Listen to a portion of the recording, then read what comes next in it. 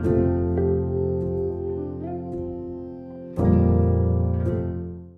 అండి, this is doctor V Hemalatha, fertility specialist, Hegde fertility.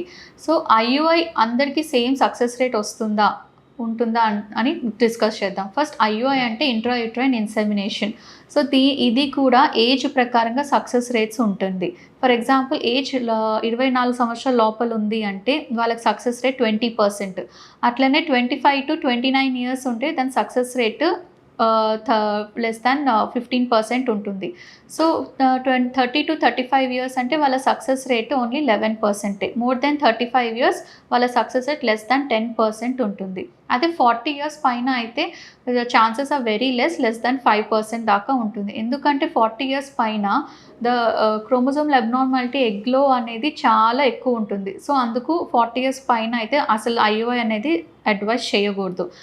అది. And 35-39 years కూడా అడ్వాన్స్డ్ మెటర్నల్ ఏజ్ అంటాం కాబట్టి, అంటే మీరు ఎగ్ రిజర్వ్ తగ్గిపోయే ఛాన్సెస్ చాలా తొందరగా ఉంటుంది. సో దాని ప్రకారంగా మీరు ఎంత తొందరగా ట్రీట్మెంట్ చేసుకుంటే, దాని తొందరగా ఎంత ఎగ్స్ ఆర్ ఎంబ్రియోస్ ఫ్రీజ్ చేసుకుంటే అంత మంచిది. అందుకని more than 35 IUI success rate తక్కువ అండ్ అంత వెయిట్ చేయటం కూడా మంచిది కాదు. Thank you.